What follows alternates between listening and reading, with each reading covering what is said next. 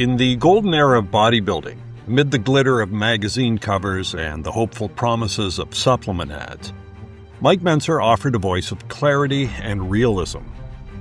While much of the fitness industry preached the gospel of believe and achieve, and lured followers with dreams of duplicating champion physiques by purchasing products or mimicking routines, Mentzer stood apart.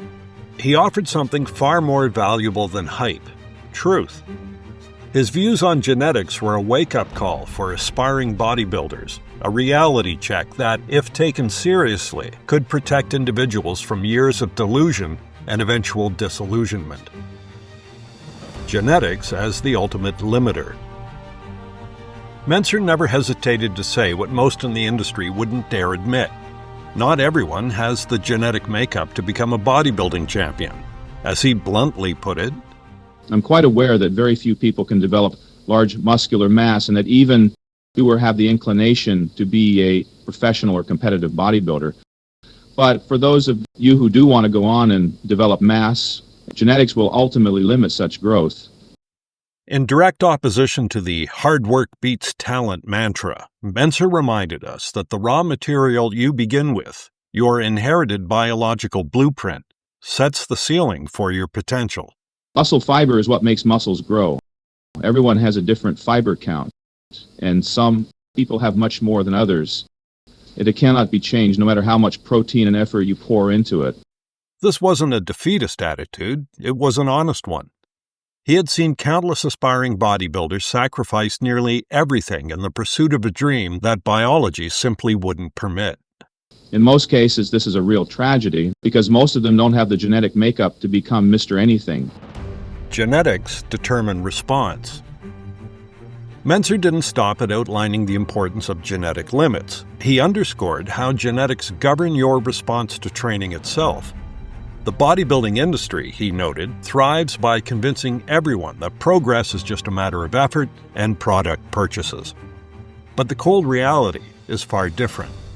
If you were given 100,000 normal adult males, you might be lucky to find 20 with a physical potential to become Mr. Olympias. From those 20 thoroughbreds, you might call them, maybe 10 would possess the necessary drive and ambition to fulfill those potentials. And of those 10, you'd be lucky to find 2 who had the intelligence as well to know how to train and diet to fulfill their ultimate potentials. Do you see now how the odds of developing a top physique are actually stacked against you? Indeed, science supports this. Apart from well-known proteins like myostatin, which inhibits muscle growth, research points to other powerful genetic factors like IL-15RA, ciliary neurotrophic factor, and alpha-actinin 3, collectively estimated to account for 80 to 90% of the variation in muscle size and strength between individuals. In other words, training matters, but genetics matters far more. Indeed, a rather revealing study was conducted by Van Etten and colleagues, in which 2 groups, one naturally muscular, mesomorphs, the other naturally thin, ectomorphs, followed the exact same 12-week training protocol. The results were striking. The mesomorphic group made significant gains, while the ectomorphic group showed no meaningful improvement in muscle size. Therefore, those who are inordinately muscular to begin with will gain size and strength from their bodybuilding efforts to a much greater extent than those who are not naturally muscular or mesomorphic. Of course, the bodybuilding industry ignores this, as they've long realized that the reality in such matters dramatically impedes commerce. Mentzer didn't say what he did about the role of genetics to discourage anyone, but to defend truth over commercialism. The genetic indices of muscle potential. In typical Mike Mentzer fashion, he didn't leave these ideas in the realm of the abstract. He laid out concrete genetic indices that signal one's muscular potential. The first was bone size. You don't have to be too concerned about this, as all that's really required is an average size bone structure. If your bones are too small, if you tend to be frail like the Woody Allen type, your bones will be too weak to support a heavy musculature and to withstand the contraction of a strong muscle.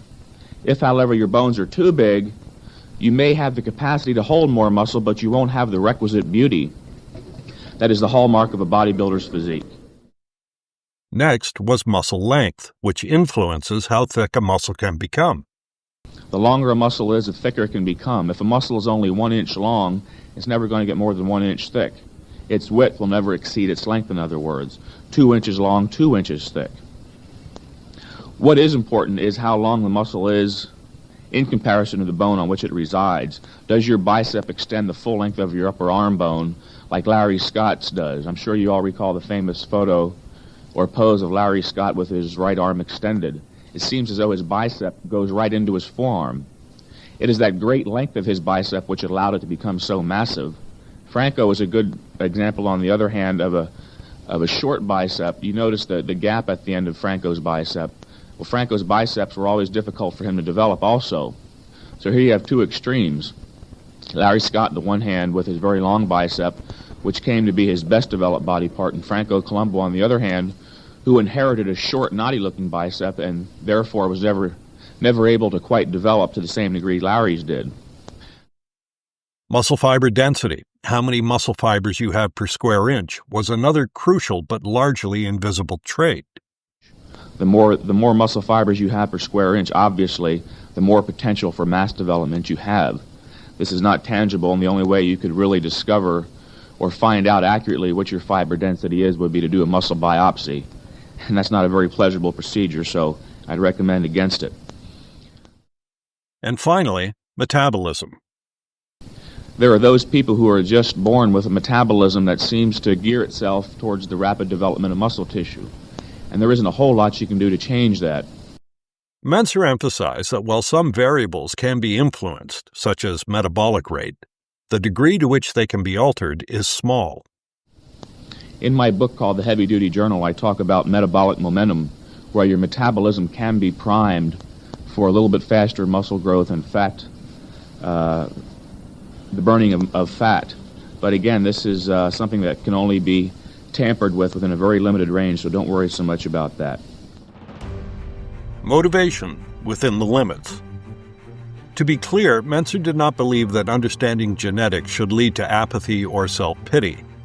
Quite the opposite. His view was, know your limits so you can train intelligently within them. He often returned to the importance of motivation and self-improvement. Now, don't misunderstand me. This is not meant to discourage anyone from trying, however, for you will never know how far you might have gotten unless you try. And again, with the knowledge of scientific training and nutrition, we can all improve and fulfill our own individual potentials, whatever it happens to be. And that is the most important thing. And when it came to assessing your own genetic potential, he was quick to remind, don't, however, worry about your individual potential. Potential is only the expression of a possibility, something that can be assessed accurately only in retrospect. In other words, you'll never know how good you might have become unless you try. So let's get with it. Accepting nature's economy.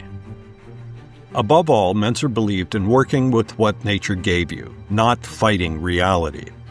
So as you can see, nature is very stingy and random in doling out her gifts. But that's the way it has to be. We can't all be champions. We can't all be Albert Einsteins. Somebody has to take out the garbage, let's face it. That's not cynicism, it's wisdom. The world is not fair and never has been. But recognizing this allows you to focus your energy on realistic goals, on measurable personal progress, not on illusions sold by marketing departments. Only those who possess an abundance of the required physical and inherited traits can ever hope to develop to the Mr. Olympia level. Every area of human endeavor, not just bodybuilding, every area, academics, basketball, any other kind of sport especially, stands out with a few really top-level competitors. And again, this is as it must be. Conclusion. Mike Mentzer's message on genetics may not have sold many supplements, but it may have saved thousands from disillusionment. In a world of false promises, he told the truth. Genetics govern potential. But then again, anybody can improve. You may not become a muscular marvel, but you can improve your muscular tone and lose fat. But knowing this, paradoxically, sets you free. It frees you from the pressure to become someone else and encourages you to become the best version of yourself.